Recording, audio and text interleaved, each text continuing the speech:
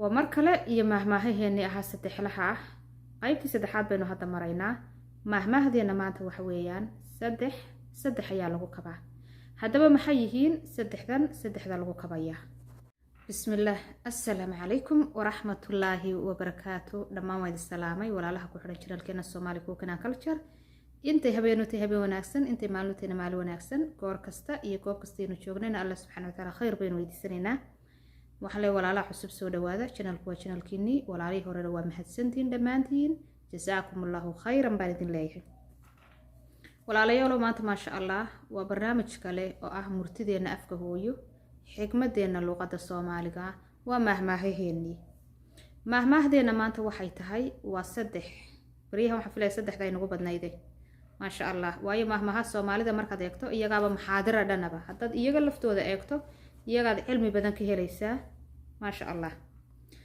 waxa la saddex baa lagu kabaa saddex baa lagu kabaa kow sidku hadduu ka yaraado baa la sabir baa lagu kabaa sidku hadduu ka yaraado ama waxaayintu ama maalku hadduu kugu yaraado sid waa maal waa waxaad haysato Ilaahay subxaanahu wa ta'aala ku siiyay sabir baa lagu kabaa aqoontu haddii kugu yaraatana aamus baa lagu kabaa aqalku hadduu kugu yaraadana ardaa baa lagu kabaa saddexda mahmahood ma sha Allah markaad eegto mid walba iyada cilmi dhano sideeda maxaa hadaba laga wadaa maxay tahay macnaheenu ka qaadanayno ama macnaha loola jeedaa kow waxaanu ku bilaabaynaa sadku hadduu kugu yaraado sabir baa lagu kabaa Allah subxaanahu wa ta'aala quraankiisa in badan ayuu inoogu sheegay sabirka iyo faa'iidadiisa rasuulkuna kaleey salaatu salaam uu inoogu sheegay faa'iidadu leeyahay hadduu qofku sabri waayana faa'iido darrada waynu garanaynaa waynu aragnaa dad badan baad maqlaysaa stress baa ku dhacay kana ku dhacay warwar baana keenay inta badan iyo qofkoo dhibaatada la soo gudboonaata ama sad yaraanta ama hanti yaraanta ku sabri waaya Allah subxaanahu wa ta'aala wuxuu leeyahay Allah maca saabiriin haddii sadku kugu yaraado ama waxayntu kugu yaraado ama maalku kugu yar yahay ama aad shaqo la'dahay ama qof dumar aad tahay odaygaagu shaqo leeyahay ama awlaadaadu ay shaqo la'yihiin lama yiraahdo lama qayliyo waayo waxaynu ognahay bini'aadanku haddaad laba jeer wax weydiisato way kugu nacayaan waxa la baryo badan iyo bukaan badan baa la isku nacaa ilaahayna subxaanahu wa ta'aala waxa weeyaan yani waa ka soo horjeeda arintaas baryada badan uu kugu jeclaada marka ilaahay subxaanahu wa ta'aala wuxuu inna allaha maca saabiriin haddaynu sabirno ilaahay baa maceena qofku ilaahay maciisa noqdana Allah subxaanahu wa ta'aala ya arsaaqada qaybiya Allah baa qaybiya ya maalka wax kasta oo aynu adduunyada korkeeda ku haysano Allah subxaanahu wa ta'aala ina siiya Allah subxaanahu wa ta'aala markuu maceena noqdo isaga ina siinaya xaaje kasta oo qofka bini'aadanka ku xaniban ama yani ku qalloocda ama dhibaato haysataba hadduu xagga Ilaahay wala noqdo Allah subxaanahu wa ta'aala isaga fududeynaya marka sadku hadduu kugu yaraado sabir baa lagu kabaa ha ku cararin alla waxba ma haynooy alla shalay maanu karsanay alla darad bila cuntaano haynay alla odaygu waa bila shaqooy alla ardiga jooga maranayana maya sabir afkaaga xidho Ilaahayna bari waa ta koobaad ta labaad aqoontu haddii kugu yaraato aamus baa lagu kabaa bariyahan waxaad moodaa aqoon inaynu wada doctor miidhan noqonay oo inuu wada professor miidhan noqonay oo inuu wada engineer yani wax kasta oo inuu wada sheekh miidhan noqonay waxa weeyaan rasuulku kaleey salaatu salaam wuxuu inooga asxaabta markuu wax weydiiyeen oo ay oran jireen Ilaahay rasuulkiisa og maxay tahay qofka bini'aadankii markuu waxa aanu garanayn uu jawaabteeda ku degdego khalad ku dhacaa laakiin waxa haddaad aragto inaanad garanayn ha ka jawaabin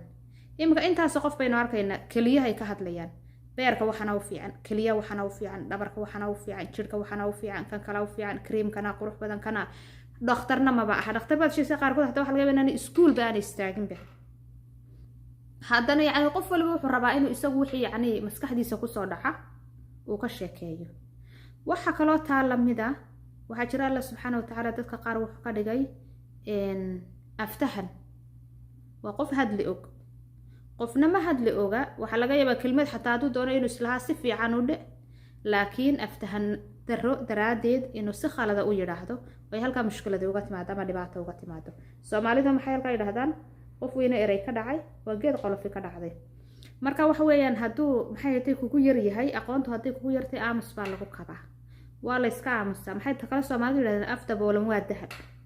haddaad aamusto waxba lagaa qori maayo, waxba lagaa qaad maayo, walaa malag garbahaaga saaranba wax kaa qorayn, walaa qof bini aadan waxba kaa sheegayn. af daboolani waa dahab.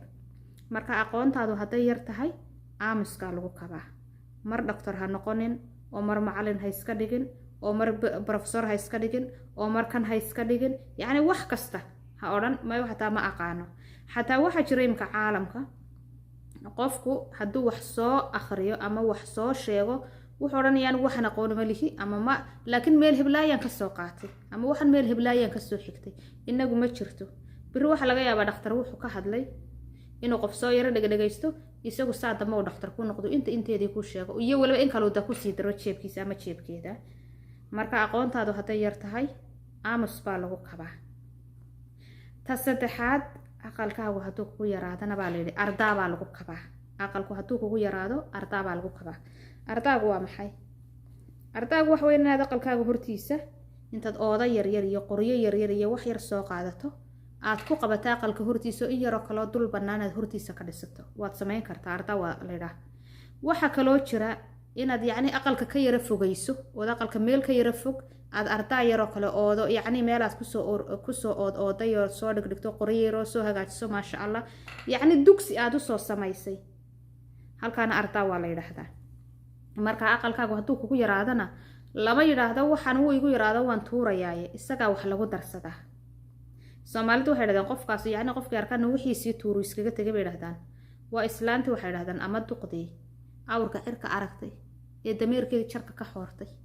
duqdaasu hadday dameerkeeda wana wadan lahayd, awrka cirka hadday gaadhiba lahayd uu uba rumoobi lahaan ay kaxaysan lahayd, waxay haysan lahayd maxay? awriya dameer. laakiin imka awrkeedii dameerkeedina jar bay ka xoortay. jar waxa weeyaan meelahan maaragtay meel saro gebi bayna odhan karaa ama jar bayna odhan karaa. adu calaa kulli xaal meel bay ka tuurtay, haadaan bay ka tuurtay dameerkeedii, waa u dhammaatay.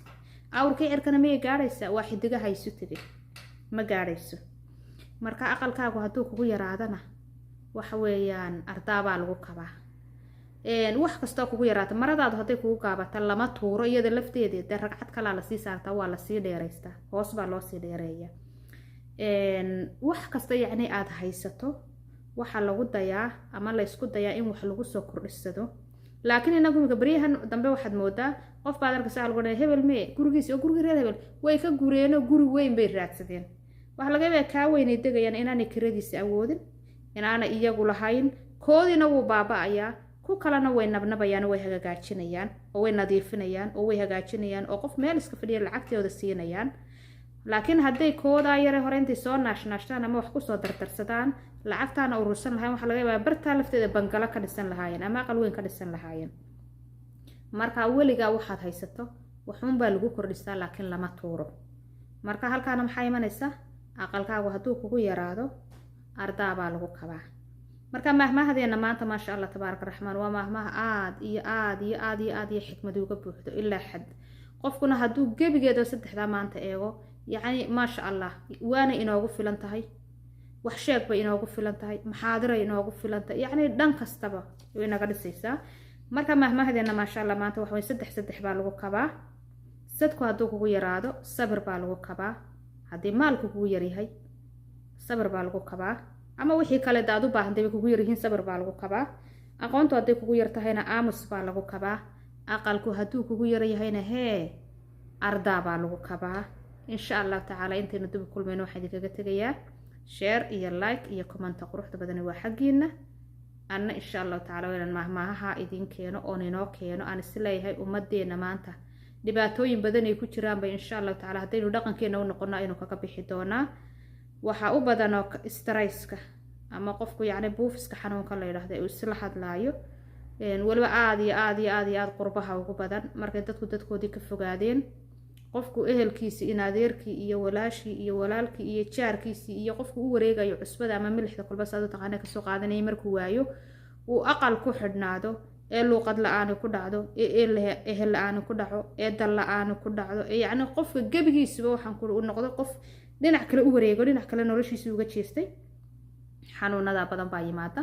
marka dhaqankeena aynu noqono, diinteena maasha allah aynu noqono, sabirka ilaahay idankiisa aynu kaashano. soomaalidii horena waxaynu ogaanaynaa sida yacni diintooda iyo dhaqankooda maasha allah isugu samaleynayeen ama isugu lamaanaynayeen isugu qabanayeen intaynu daba kulmaan waxaa idinkaga tagayaa assalaamu calaykum waraxmatullaahi wabarakaatu